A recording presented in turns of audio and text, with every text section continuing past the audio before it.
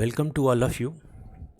आप सभी का पुनः एक बार राजनीति विज्ञान के लिए समर्पित इस यूट्यूब चैनल में स्वागत है। इससे पिछले वाले वीडियो व्याख्यान में हमने राजनीति विज्ञान के स्वरूप या प्रकृति के संदर्भ में चर्चा की थी और वह चर्चा हमारी केंद्रित थी उन तर्कों के ऊपर जो कि राजनीति विज्ञान की वैज्ञानिकता के विरुद्ध दिए जाते हैं। हमने उन विद्वानों और उनके तर्कों को जानने और समझने की कोशिश की थी जो ये मानते हैं कि राजनीति विज्ञान विज्ञान नहीं है। और जैसा कि हमने उस वीडियो व्याख्यान में चर्चा की थी कि अगले वीडियो व्याख्यान में हम उस कैंप की उन तर्कों को देखेंगे जो ये मानते हैं कि राजनीति विज्ञान विज्ञान है। तो आज का जो हमारा वीडियो व्याख्यान है उसका केंद्र बिंदु यही रहेगा कि राजनीति विज्ञान विज्ञान है और उस संदर्भ में क्या क्या तर्क दिए जाते हैं, उन सब चीज़ों को हम समझने की कोशिश करेंगे।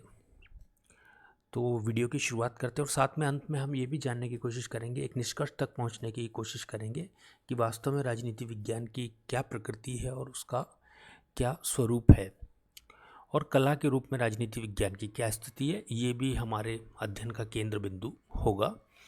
तो बात करते हैं सबसे पहले उन विद्वानों की जो कि राजनीति विज्ञान को विज्ञान मानते हैं। आप देख सकते हैं राजनीति शास्त्र के पिता अरस्तु, जेलेनिक, हॉब्स, मॉन्टेस्क्यू, ब्राइस, ब्लेंड, शेली, फाइनर, लॉस्की, ये जो कुछ विद्वान हैं, वे जो विचारक हैं, ये राजनीति विज्ञान को विज्ञान मानने की समर्थक हैं और इसको राजनीति विज्ञान की श्रेणी में विज्ञान की श्रेणी में रखने के ये समर्थक हैं।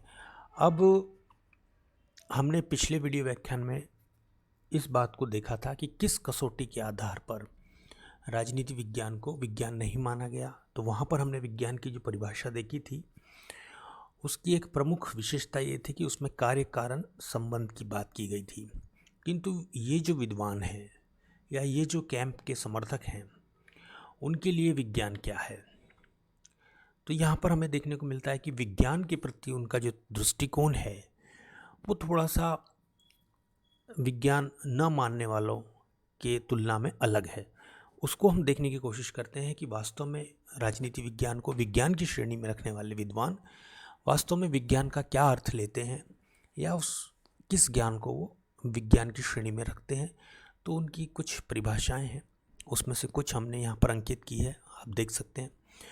गार्नर के अनुसार बात की जाए तो एक विज्ञान किसी विषय से संबंधित उस ज्ञान राशि को कहते हैं जो विधिवत पर्यवेक्षण, अनुभव एवं अध्ययन के आधार पर प्राप्त की गई हो और जिसके तथ्य परस्पर संबंध, क्रमबद्ध तथा वर्गीकृत किए गए हों। ये इस परिभाषा में देखिए कार्य और कारण के ऊपर जोर नहीं दिया गया है। यहाँ पर केवल ज्ञान की उस प्रकार की बात की गई है जो कि विधिवत पर्यवेक्षण, अनुभाविक हो और क्रमबद्ध तरीके से प्राप्त किया गया और साथ ही साथ उसके जो भी तथ्य हैं, जो भी सिद्धांत हैं, वो आपस में क्रमबद्ध हो, वर्गीकृत हो। तो ऐसी ज्ञान राशि को विज्ञान की श्रेणी में रखने की बात गार्नर के द्वारा की गई है। तो ये यहाँ पर विज्ञान की हम एक कसौटी हमें देखने को मिलती है। एक और परिभाषा को देख लेते हैं। चैम्बर्स डिक्शनरी के अनुसार विज्ञान वह ज्ञान है जो पर्यवेक्षण और प्रयोग पर आधारित हो, भली भांति परीक्षित तथा क्रमबद्ध हो और सामान्य सिद्धांतों में समाहित हो। तो यहाँ पर भी विज्ञान की जो चर्चा हो रही है वो क्रमबद्ध ज्ञान की बात हो रही है और साथ ही साथ जो पर्यवेक्षण और प्रयोग पर आधारित हो। तो जाहिर सी बात है कि पिछली वीडियो व्याख्यान की परिभाषा और इन परिभाषाओं में काफ़ी साम्यता देखने को मिलती है। हालांकि पिछली परिभाषा में कार्य कारण संबंध के ऊपर बहुत ज़्यादा जोर दिया गया था और साथ ही साथ भविष्यवाणी करने की क्षमता से युक्त ज्ञान को ही विज्ञान की श्रेणी में रखने की वकालत की गई थी। किंतु यहाँ पर इन दो परिभाषाओं को अगर हम देखें तो यहाँ पर विधिवत पर्यवेक्षण, अनुभव और अध्ययन के आधार पर जो ज्ञान प्राप्त किया जाता है और जिसके तथ्य जो है परस्पर क्रमबद्ध होते हैं और सामान्य सिद्धांतों में समाहित होते हैं, ऐसी ज्ञान राशि को विज्ञान के रूप में स्वीकार करने की जो बात है यहाँ पर वो हमें दिखाई देती है। तो इस तरह हम देखते हैं कि थोड़ा सा कसौटी में भिन्नता है। तो ना तो पूर्व वाली परिभाषा अपने आप में पूर्ण है और ना ही यह पूर्ण है। तो जाहिर सी बात है कि दोनों ही परिभाषा यानी कि सभी जो लक्षण होते हैं वो किसी ज्ञान को विज्ञान की श्रेणी में रखने के लिए आवश्यक होते हैं, जिसमें विधिवत पर्यवेक्षण भी है, अनुभव भी है, परस्पर क्रमबद्ध और वर्गीकृत तथ्य भी हैं और सामान्य सिद्धांतों में समाहित तथ्यों की बात भी यहाँ पर की जा रही है। और साथ ही हम कार्य और कारण के संबंध को भी छोड़ नहीं सकते हैं। तो निश्चित रूप से वह भी एक विज्ञान होने की एक प्रमुख कसौटी है। तो इस तरह से हम देखते हैं कि कई सारी कसौटियों के आधार पर किसी ज्ञान को विज्ञान की श्रेणी में रखा जाता है।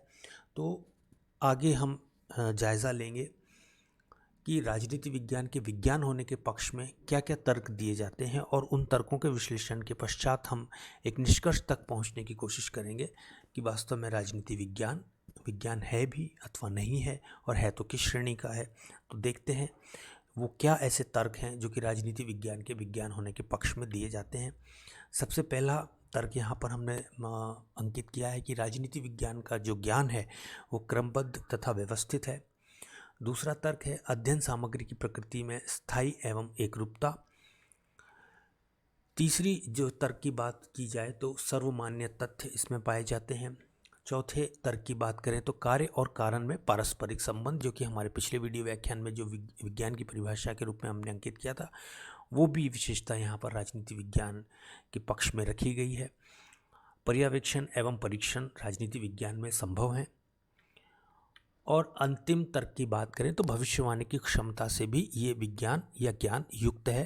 तो इस तरह से ये कुछ हमारे सामने तर्क हैं जिनके आधार पर राजनीति विज्ञान को विज्ञान माना जाना चाहिए, ऐसा कुछ समर्थकों और विद्वानों का विचार है। तो आइए इन तर्कों को अब थोड़ा सा विस्तार में चलकर विश्लेषित करने की कोशिश करते हैं, ताकि हम इन तथ्यों के आधार पर ठीक तरीके से इन कसौटियों के आधार पर राजनीति विज्ञान का परीक्षण कर सके कि वास्तव में ये विज्ञान माने जाने के योग्य है भी अथवा नहीं है। तो एक एक तर्क की हम बात करेंगे, एक एक बिंदु के ऊपर हम विस्तार से चर्चा और विश्लेषण करेंगे। तो इस श्रेणी में, इस क्रम में पहला जो बिंदु हमारे सामने आता है वो है राजनीति विज्ञान का ज्ञान क्रमबद्ध एवं व्यवस्थित है। तो विज्ञान का सर्वप्रथम लक्षण यह होता है कि उसका एक समस्त ज्ञान जो है क्रमबद्ध रूप में होना चाहिए, और ये लक्षण राजनीति विज्ञान में पूरी तरह से विद्यमान है। राजनीति विज्ञान राज्य, सरकार, अन्य राजनीतिक संस्थाओं, धारणाओं एवं विचारों का क्रमबद्ध ज्ञान प्रस्तुत करता है। हम देखते हैं कि कई सारी जो विचारधाराएं, उनके प्रत्युत्तर में कई सारी विचारधाराएं आई हैं, फिर उनका उत्तरोत्तर उनकी कमियों को दूर करने के संदर्भ में कई सारी विचारधाराएं एक के बाद एक क्रमबद्ध रूप में हमें देखने को मिलती हैं। तो जाहिर सी बात है कि राजनीति विज्ञान में निश्चित रूप से जो ज्ञान है, ज्ञान की जो सरिता है वो क्रमबद्ध है और व्यवस्थित भी है। अब उदाहरण के लिए यहाँ पर बात करें तो राजनीति विज्ञान में राज्य के भूतकालीन स्वरूप के आधार पर वर्तमानकालीन स्वरूप का अध्ययन किया जाता है। बहुत सारे हमें विचार और सिद्धांत राजनीति विज्ञान के खासतौर से ऐतिहासिक रूप से राज्य कैसा रहा था और वर्तमान में राज्य कैसा है, इस बारे में हमें देखने को मिलते हैं। और इसी प्रकार राजनीतिक विचारधाराओं का अध्ययन उनकी प्रवृत्तियों के आधार पर भिन्न वर्गों में वर्गीकृत करके भी किया जाता है। तो इस तरह से ये चीज़ बिल्कुल स्पष्ट हो जाती है कि राजनीति विज्ञान का जो ज्ञान है वो क्रमबद्ध एवं व्यवस्थित है। बात करेंगे अगले बिंदु की, अध्ययन सामग्री की प्रकृति में स्थायित्व एवं एकरूपता। अध्ययन सामग्री के आधार पर भी राजनीति विज्ञान को विज्ञान मानने से इनकार नहीं किया जा सकता, क्योंकि इसकी अध्ययन सामग्री में कुछ सीमा तक स्थायित्व एवं एकरूपता का जो तथ्य है वो विद्यमान है। अब देखिए, यद्यपि मानव व्यवहार में जड़ पदार्थ जैसी एकता नहीं पाई जाती, फिर भी ये कहा जा सकता है कि कुछ विशेष परिस्थितियों में मनुष्य का राजनीतिक आचरण एक निश्चित प्रकार का ही होगा। यहाँ पर एक चीज़ हमें समझने की आवश्यकता है कि भौतिक विज्ञान या प्राकृतिक विज्ञान, जिनको कि विज्ञान स्टैंडर्ड माना जाता है, उन विज्ञानों का जो सरोकार होता है वो जड़ पदार्थों से होता है, निर्जीव पदार्थों से होता है, जिसमें ना कि कोई चेतना होती है, ना ही कोई बुद्धि होता है, ना ही कोई विवेक होता है, ना ही सोचने समझने की शक्ति होती है। किंतु राजनीति विज्ञान या अन्य सामाजिक जो विज्ञान हैं, जिनका पाला मानव से पड़ता है, उसके व्यवहार से पड़ता है, तो जाहिर सी बात है कि मनुष्य का जो राजनीतिक आचरण है वो जड़ पदार्थ जैसा एक रूप नहीं हो सकता, समय काल परिस्थिति के अनुसार परिवर्तित होता रहता है। किंतु फिर भी कुछ जो विशेष परिस्थितियां हैं उसमें मनुष्य का राजनीतिक आचरण जो है एक निश्चित प्रकार का होता है। ऐसे हमें संकेत काफ़ी हद तक देखने को मिलते हैं और यही बात राजनीतिक आचरण पर भी लागू होती है। और इसी आधार पर यह कहा गया है कि राजनीति विज्ञान में उतनी वैज्ञानिकता खोजा जाना संभव नहीं है जितने की भौतिक विज्ञानों में पाई जाती है, किंतु फिर भी मानव के राजनीतिक व्यवहार के बार बार पर्यवेक्षण के पश्चात काफ़ी हद तक उसके व्यवहार में एक रूपता हम दिखाई दे सकते हैं यदि परिस्थितियां समान हों तो ऐसी स्थिति में कहीं ना कहीं कुछ हद तक जो है एक निश्चित प्रकार का पैटर्न हमें व्यक्ति के राजनीतिक व्यवहार में यानी मानव के राजनीतिक व्यवहार में देखने को मिलता है। इसी बात का आधार लेते हुए इस बात का दावा किया जाता है कि राजनीति विज्ञान की प्रकृति में स्थायित्व है और एकरूपता भी होती है। बात करते हैं अगले बिंदु की, और जो कि लॉर्ड ब्राइस ने इसी चीज़ को बहुत ही अच्छे शब्दों में अंकित किया है, उसको देखते हैं। काफ़ी अच्छा कोटेशन है कि मानव प्रकृति की प्रवृत्तियों में एक रूपता तथा समानता पाई जाती है और जिसकी सहायता से हम पता लगा सकते हैं कि एक ही प्रकार के कारणों से प्रभावित होकर मनुष्य बहुधा समान प्रकार के कार्य ही करता है। तो काफ़ी कुछ हद तक यहाँ पर लॉर्ड ब्राइस का ये मानना था कि यदि एक जैसे कारण हो तो निश्चित रूप से भले ही मानव अलग अलग हो लेकिन उनके व्यवहार में हमें साम्यता दिखाई देगी, उनकी प्रतिक्रिया में हमें एक साम्यता दिखाई देगी। इस तरह की बात जो है लॉर्ड ब्राइस ने यहाँ पर रखी है। तो इस आधार पर ही फिर राजनीति के विज्ञान की ओर ले जाना संभव है, क्योंकि लक्षणों के आधार पर हम कुछ 100% नहीं तो कुछ संभावनाओं के विज्ञान की ओर निश्चित रूप से अपना कदम बढ़ा सकते हैं। और इसी बात को लॉर्ड ब्राइस ने यहाँ पे अपने सुंदर शब्दों में रखा है। बात करेंगे अगले बिंदु की, सर्वमान्य तथ्य, यानी कि ऐसे तथ्य जिनकी अधिकांश लोग जिनको सत्य मानते हैं और बार बार वो हमें घटित होते भी दिखाई देते हैं। तो यहाँ पर जायज़ा इस चीज़ का ले लेते हैं कि राजनीति विज्ञान में ऐसे कौन कौन से सर्वमान्य तथ्य हमें देखने को मिलते हैं, क्योंकि सर्वमान्य तथ्य होना किसी भी ज्ञान के विज्ञान होने की एक महती आवश्यकता है, एक कसौटी है। तो राजनीति विज्ञान में किस हद तक सर्वमान्य तथ्य पाए जाते हैं इसको देख लेते हैं। राजनीति विज्ञान में कुछ सर्वमान्य तथ्य अवश्य देखने को मिलते हैं। देखिए, ये संभव है और ये बिल्कुल स्वाभाविक भी है कि राजनीति विज्ञान, क्योंकि एक सामाजिक विज्ञान है और इस नाते राजनीति विज्ञान में बहुत सारे सिद्धांत, बहुत सारी परिभाषाएं, बहुत सारी अवधारणाओं के दृष्टिकोण एक साथ प्रचलित रहते हैं। किसी एक को सत्य मानना और बाकी को असत्य मानना इस विषय में संभव नहीं है, किंतु फिर भी हमें बहुत सारे ऐसे तथ्य देखने को मिलते हैं जिन पर सभी विद्वान या विचारक एक मत दिखाई हमें देते हैं। इसका उदाहरण देते हुए हम कह सकते हैं कि आचार्य कौटिल्य ने अर्थशास्त्र में इस प्रकार के कुछ सर्वमान्य तथ्यों का प्रतिपादन किया है। उनमें से एक कोटेशन यहाँ पर हमने लिखा है कि यदि दंड शक्ति का दुरुपयोग किया जाए तो गृहस्थ की तो बात ही क्या, वानप्रस्थी और सन्यासी लोग भी क्रुद्ध हो जाते हैं और विद्रोह कर बैठते हैं। इसके विपरीत दंड शक्ति का ठीक प्रकार या ठीक रूप से प्रयोग करने पर जनता में सर्वत्र धर्म का राज होता है। तो इसका बहुत ही स्पष्ट अर्थ हमें देखने को मिलता है कि यदि शासन सत्ता का प्रयोग उचित तरीके से किया जाए और जनता की भलाई में किया जाए तो निश्चित रूप से सर्वत्र धर्म का राज होगा। और यदि इसके विरुद्ध में सत्ता आचरण करती है, अन्याय करती है, तो निश्चित रूप से वानप्रस्थी जो कि वन में निवास करते हैं, जो कि सांसारिक और समाज को त्याग देते हैं, या सन्यासी लोग भी क्रुद्ध हो जाते हैं। तो ये बात हमें काफ़ी हद तक बहुत ही स्वीकार्य जान पड़ती है और अधिकांश जो विद्वान हैं, विचारक हैं, इस तथ्य पर सहमत हैं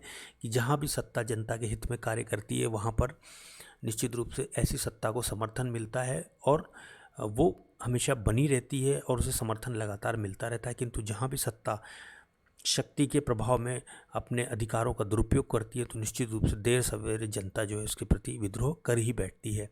इसी प्रकार अन्य कुछ उदाहरण भी हैं, जैसे कि लोक सेवक जो हैं वो स्थायी आधार पर नियुक्त किए जाने चाहिए तथा तटस्थ और निष्पक्ष होने चाहिए। न्यायपालिका स्वतंत्र और निष्पक्ष होनी चाहिए, क्योंकि ये लोकतांत्रिक सरकारों की एक या लोकतांत्रिक समाज की, लोकतांत्रिक शासन व्यवस्थाओं की एक शर्त है कि स्वतंत्र न्यायपालिका होनी चाहिए। इसके अभाव में शक्ति का केंद्रीकरण को बढ़ावा मिलेगा और ऐसे शासन प्रणाली निश्चित रूप से तानाशाह के नज़दीक पहुंच जाएगी। और इस चीज़ को रोकने के लिए निश्चित रूप से न्यायपालिका स्वतंत्र और निष्पक्ष होनी चाहिए। साथ ही असमानता, जातिवाद, निरक्षरता, अत्यधिक निर्धनता प्रजातंत्र के लिए बुरी होती है। जाहिर सी बात है कि ये सब जो नकारात्मक स्थितियां हैं वो एक लोकतंत्र के पनपने के लिए, उसके विकसित होने के लिए निश्चित रूप से नकारात्मक स्थिति उत्पन्न करती हैं। तो ये जो चीज़ें हैं, असमानता, जातिवाद, निरक्षरता और अत्यधिक निरंतरता, ये निश्चित रूप से प्रजातंत्र में कम से कम होनी चाहिए या नहीं होनी चाहिए। तो ऐसी समाज में निश्चित रूप से प्रजातंत्र बहुत अधिक और सुंदर रूप में हमें दिखाई देता है और वास्तविक अर्थ में प्रजातंत्र अपने अर्थ को चरितार्थ करता हुआ दिखाई देता है, जहाँ पर ये सारे नकारात्मक स्थितियाँ मौजूद नहीं होती हैं। तो इस तरह से ये कुछ सर्वमान्य तथ्य हैं जो राजनीति विज्ञान में सर्वत्र स्वीकार किए जाते हैं। इसके ऊपर बहुत अधिक मतभेद नहीं है।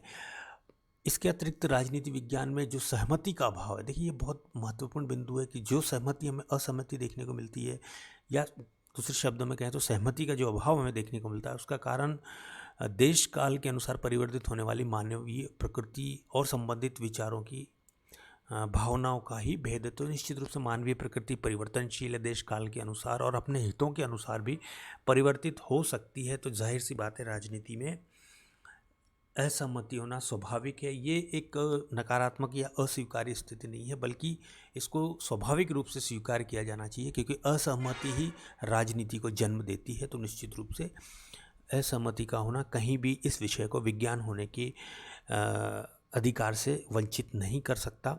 तो ये एक स्वाभाविक है, क्योंकि मानवीय प्रकृति में भिन्नता होती है, उसके विचारों में भिन्नता होती है, उसके सोचने में और दृष्टिकोण में भिन्नता होती है।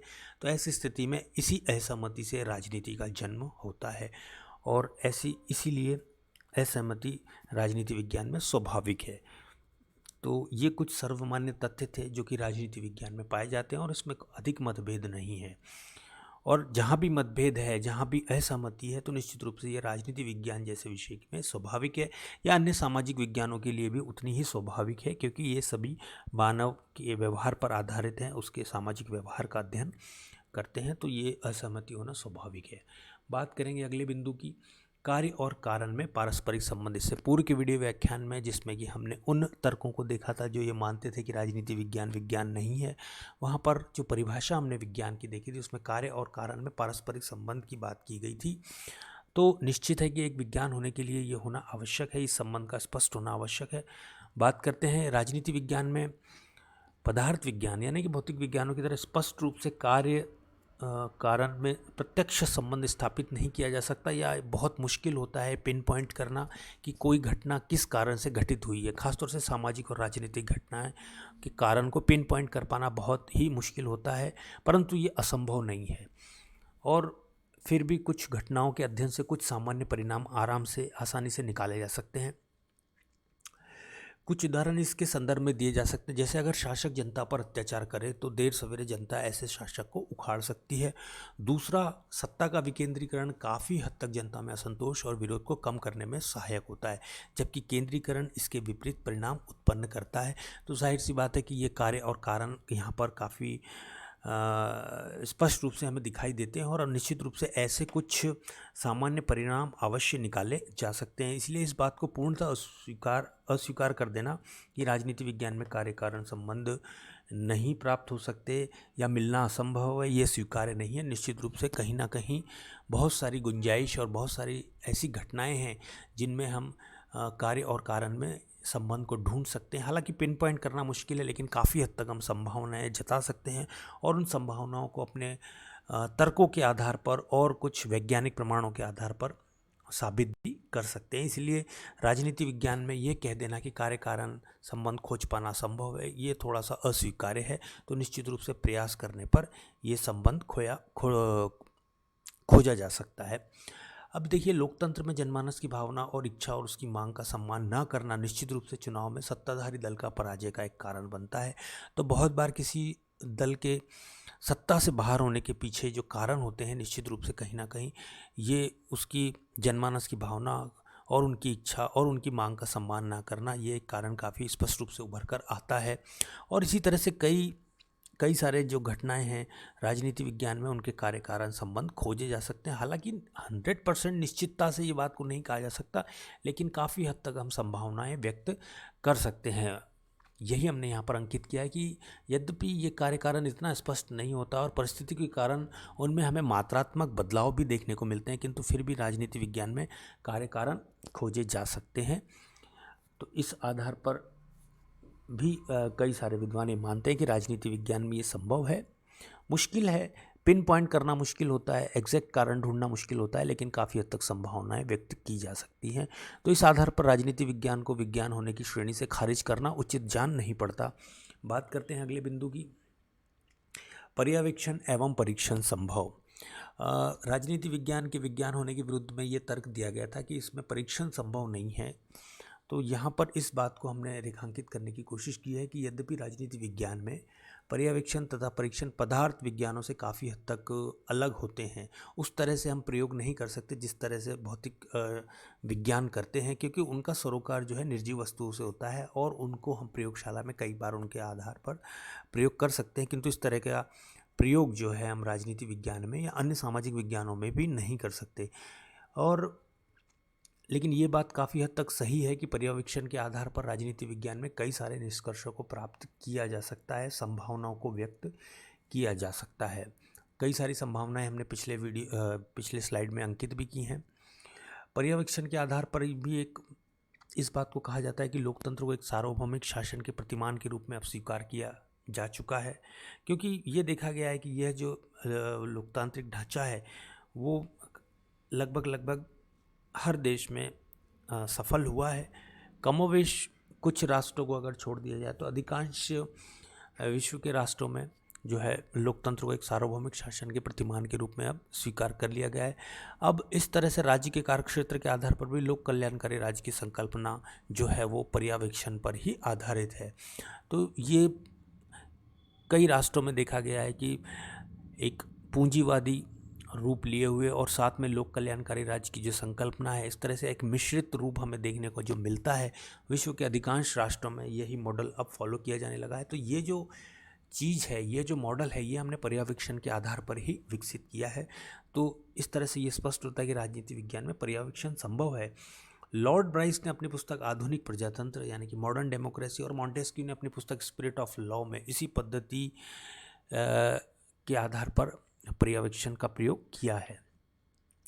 यद्यपि राजनीति विज्ञान के सिद्धांतों का परीक्षण देखिए प्रयोगशाला में बैठकर नहीं किया जा सकता, किंतु संपूर्ण समाज, संपूर्ण मानव जगत इसका एक तरीके से प्रयोगशाला ही मानी जाती है। और प्रत्येक नए कानून, अधिनियम या परिस्थिति के अनुरूप किया गया संवैधानिक संशोधन एक तरीके का प्रयोग ही होता है। और कई बार जो है उसमें कुछ कमी रह जाती है तो उसमें सुधार भी किया जाता है, कदम पीछे भी खींचे जाते हैं और कदम आगे भी बढ़ाए जाते हैं। तो ये एक तरीके का प्रयोग होता है। हर नया कानून, हर एक नया राजनीतिक निर्णय अपने आप में एक प्रयोग ही होता है। हालांकि ये प्रयोग समाज में किया जाता है, संपूर्ण व्यवस्था में किया जाता है, और कई बार जो है प्रयोग असफल भी होते हैं और उन्हें वापस भी लिया जाता है अथवा उनमें संशोधन भी किया जाता है। और जनमत के दबाव में भी कई बार हमें ये चीज़ देखने को मिलती है। वर्तमान में कृषि कानूनों की बात की है तो काफ़ी जनमत का इसमें विरोध भी है, काफ़ी लोग, काफ़ी किसान इसका विरोध भी कर रहे हैं। अब तो निश्चित रूप से ये एक प्रयोग था, अब ये प्रयोग किस ओर जाएगा ये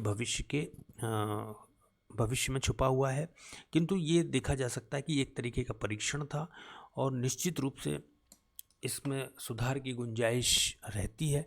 तो ये कहना कि राजनीति विज्ञान में पर्यवेक्षण व परीक्षण संभव नहीं है, उचित जान नहीं पड़ता। और आगे बात करें तो भारत के स्वतंत्रता आंदोलन में गांधी जी के द्वारा भी भिन्न भिन्न तरीकों का प्रयोग किया गया था। तो वो भी एक तरीके से भारत को स्वतंत्रता दिलाने के लिए कई सारे राजनीतिक जो उनके द्वारा प्रयोग किए जाते थे, असहयोग आंदोलन है या भारत छोड़ो आंदोलन है या नमक सत्याग्रह है, इस तरह के कई सारे उदाहरण हमें देखने को मिलते हैं जो राजनीति में गांधी जी के द्वारा प्रयोग के ही उदाहरण हमारे सामने प्रस्तुत करते हैं। और सबका उद्देश्य ये था कि ब्रिटिश सत्ता से जो है भारत को पूर्ण स्वतंत्रता दिलाना। तो इस उद्देश्य को ध्यान में रखते हुए भी गांधी जी के द्वारा कई सारे राजनीतिक प्रयोग किए गए। तो इस तरह से इस बात को कहा जा सकता है कि राजनीति विज्ञान में पर्यवेक्षण एवं परीक्षण की काफ़ी गुंजाइश मौजूद है। बात करेंगे अगले बिंदु की, भविष्यवाणी की क्षमता। देखिए, राजनीति विज्ञान के विज्ञान होने के विरुद्ध में जो तर्क दिया जाता है उसका ये कहना है कि राजनीति विज्ञान भविष्यवाणी करने की क्षमता नहीं रखता। तो इस बात को देख लेते हैं, इस तर्क में कितना दम है। यह बात सत्य है कि राजनीति विज्ञान में प्राकृतिक विज्ञान या पदार्थ विज्ञानों की भांति भविष्यवाणी नहीं की जा सकती, किंतु राजनीति विज्ञान भविष्यवाणी करने में सक्षम नहीं है, इस बात को स्वीकार नहीं किया जा सकता। क्यों?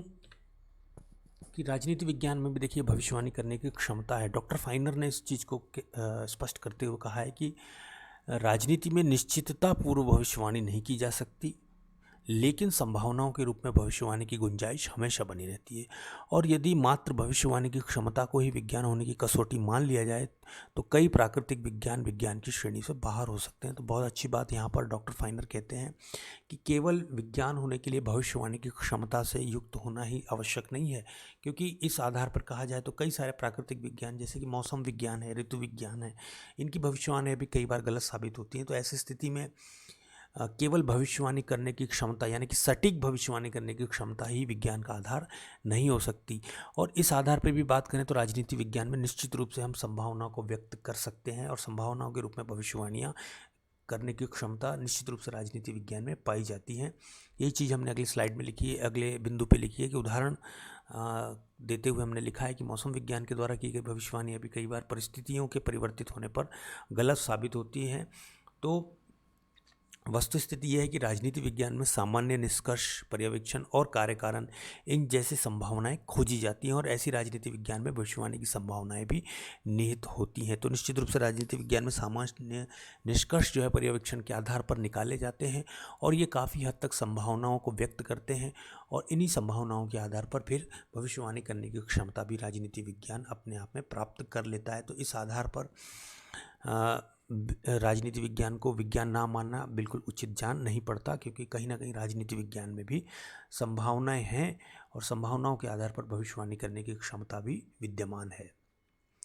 तो इस तरह से हमने कई सारे तर्कों को देखा जो कि राजनीति विज्ञान के विज्ञान होने के समर्थन में दिए जाते हैं।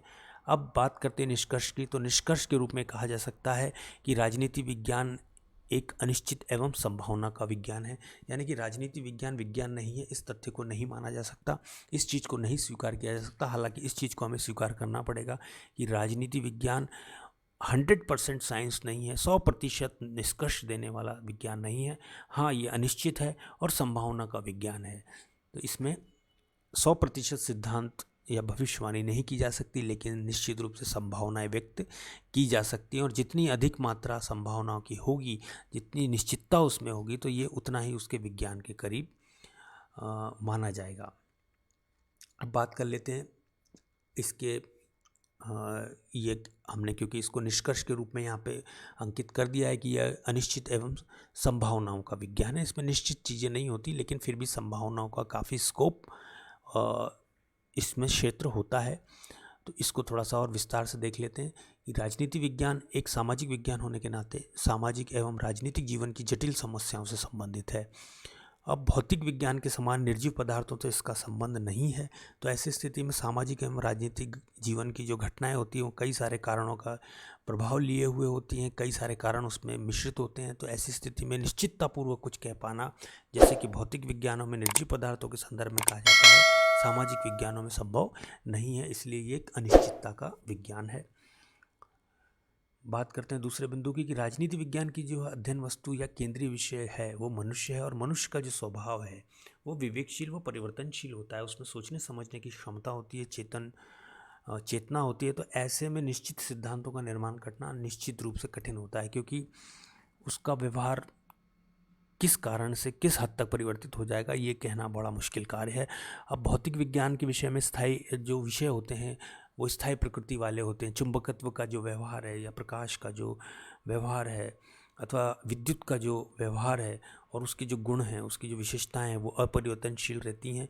तो निश्चित रूप से चाहे उसका प्रयोग किसी भी स्थान पर किया जाए, किसी भी व्यक्ति के द्वारा किया जाए, उसके जो गुणधर्म है वो स्थायी प्रकृति के होते हैं। किंतु यह बात राजनीति विज्ञान के विषय यानी कि मानव और उसके स्वभाव, उसके व्यवहार पर लागू नहीं होती और इसी कारण राजनीति विज्ञान में जो है निश्चिततापूर्वक जैसे कि भौतिक विज्ञान में सिद्धांत होते हैं देखने को नहीं मिलते। और यही चीज़ हमने यहाँ पर दूसरे बिंदु के रूप में अंकित की है। बात करते हैं तीसरे बिंदु की कि राजनीति विज्ञान का संबंध चूँकि एक सामाजिक मानव से होता है और उसकी व्यवहार और क्रियाओं से होता है और मानवीय इंद्रियां या भौतिक यंत्रों के समान निरपेक्ष निर्णायक नहीं होती। मानवीय इंद्रियां काफ़ी हद तक जो है परिवर्तनशील होती हैं, उनके अनुभव परिवर्तनशील होते हैं। भौतिक यंत्रों की भांति जो है वो निरपेक्ष नहीं होती हैं। एक रसायन शास्त्री किसी पदार्थ के अणु या परमाणु के प्रति घृणा या प्रेम नहीं रखता, और उसी तरीके से एक भौतिक विज्ञानी विद्युत है, चुंबकत्व है, प्रकाश है इत्यादि अवधारणाओं से मनोभाव और भावनाओं के आधार पर जुड़ा हुआ भी नहीं रहता। किंतु राजनीति विज्ञान का अध्ययन स्वयं व्यक्ति के जो विचार होते हैं, उसके जो दृष्टिकोण होते हैं, उसकी जो सोच होती है, निश्चित रूप से कहीं ना कहीं वह उसके अध्ययन में परिलक्षित होती है। उसकी स्वयं की भाषा, उसका स्वयं का धर्म, यहाँ तक कि उसकी स्वयं की जाति, उसका स्वयं का राष्ट्र, उसकी जीवन की परिस्थितियाँ, इनका काफ़ी हद तक प्रभाव जो है उसके अध्ययन में कई बार हमें देखने को मिलता है। तो ऐसी स्थिति में निरपेक्ष अध्ययन शायद सामाजिक विज्ञानों में उस हद तक संभव नहीं है जिस हद तक एक भौतिक विज्ञान में हमें प्राप्त होता है, क्योंकि एक भौतिक विज्ञानी का अपने विषय यानी कि चुंबकत्व, प्रकाश, इनसे कोई राग और अनुराग नहीं होता, और ना ही वो उसकी जाति के होते हैं, ना ही समाज के होते हैं, ना ही भाषा के आधार पर उनमें समानता होती है। तो इस तरह से कोई अनुराग या प्रेम या घृणा का जो मनोभाव है वो भौतिक पदार्थों के साथ नहीं होता। किंतु सामाजिक विज्ञानों की जब हम बात करते हैं तो निश्चित रूप से मानव का जो व्यवहार है और अध्येता और जिसका अध्ययन किया जा रहा है, दोनों के ही अपने चेतन विवेक होता है, और निश्चित रूप से उनका एक दृष्टिकोण होता है जो कि आपस में जब इंटरेक्ट करता है तो कहीं ना कहीं हमें देखने को मिलता है कि अध्ययन निष्पक्ष या निरपेक्ष नहीं रह पाता है। तो इस प्रकार भौतिक विज्ञान के विपरीत सामाजिक विज्ञान प्रभावित होते हैं मनोभावों से, और वस्तुनिष्ठता का अभाव जो है निश्चित रूप से सामाजिक विज्ञानों में पाया जाता है। कुछ यहाँ पर शायद त्रुटि रह गई है। चौथे बिंदु की चर्चा करते हैं कि राजनीति का वैज्ञानिक सरोकार केवल यथार्थ और तथ्यों से ही नहीं है, बल्कि आदर्श से भी होता है, दर्शन से भी होता है, और साथ ही साथ नैतिकता और औचित्य के प्रश्नों से भी राजनीति शास्त्र को जूझना होता है, और साथ ही अपने सिद्धांतों में अथवा विचारों में भविष्य की आदर्श योजना का समावेश भी एक राजनीति शास्त्री को करना होता है। तो इस तरह से नैतिकता, मूल्य, संस्कृति, भाषा, धर्म आदि प्रश्नों से राजनीति को पृथक नहीं किया जा सकता, और क्योंकि राजनीति विज्ञान उस सामाजिक परिवेश से ही जुड़ा हुआ ज्ञान है, उस मानव और उसके व्यवहार से जुड़ा हुआ ज्ञान है जो इन सभी परिस्थितियों के दौरान अपना जीवन व्यतीत करता है, और ये सभी परिस्थितियाँ उसके राजनीतिक व्यवहार पर काफ़ी हद तक प्रभाव डालती हैं। थोड़ा सा यहाँ पर टाइपिंग एरर रह गई है, इसको आप क्षमा कीजिएगा। तो इस तरह से हम देखते हैं कि राजनीति विज्ञान जो है एक अनिश्चितता एवं संभावनाओं का विज्ञान है। अब राजनीति विज्ञान एक कला के रूप में क्या मान्यता रखता है, क्या महत्ता रखता है, इसकी भी हम चर्चा कर लेते हैं। तो किसी भी विषय को सबसे पहले जानना ज़रूरी है कि कला क्या होती है, उसको भी हम देखेंगे। तो किसी भी विषय को कला अथवा विज्ञान के रूप में रखना वस्तुतः तो उतना प्रासंगिक नहीं है। विलियम एस लिंगर ने इस संदर्भ में लिखा है कि विज्ञान और कला परस्पर विरोधी हो जरूरी नहीं है, कला विज्ञान पर आधारित हो सकती है, और यह वाक्य राजनीति विज्ञान पर अक्षरांश सत्य रूप से लागू होता है। राजनीति विज्ञान एक कला है, अधिकांश विचारकों के द्वारा उसे कला के रूप में ही स्वीकार किया जाता है, और कला का उद्देश्य या कला का अर्थ की अगर बात की जाए तो ये एक ऐसे ज्ञान को कला कहा जाता है जिसका उद्देश्य मानव जीवन को सुंदर बनाना हो। सत्य, शिव और सुंदरम की साधना ही कला है।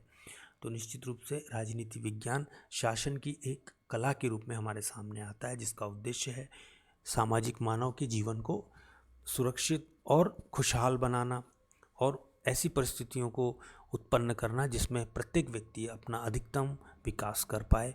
तो इस रूप में हमारे सामने राजनीति जो है एक कला के रूप में आती है।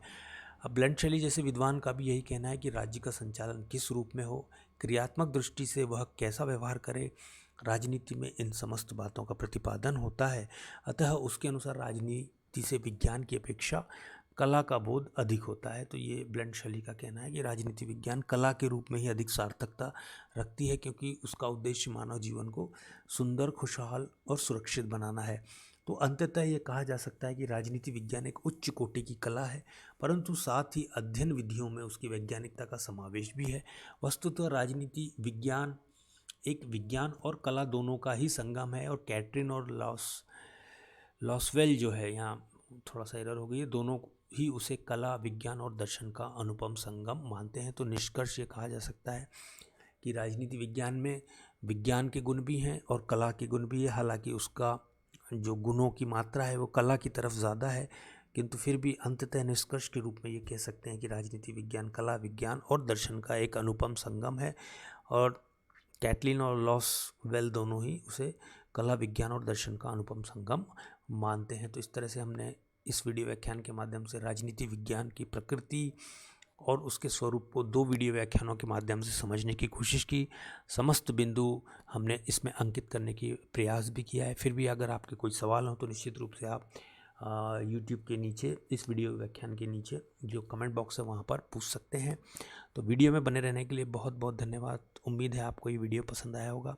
मिलते हैं अगले वीडियो व्याख्यान में, तब तक के लिए आप सभी को शुभकामनाएं। धन्यवाद।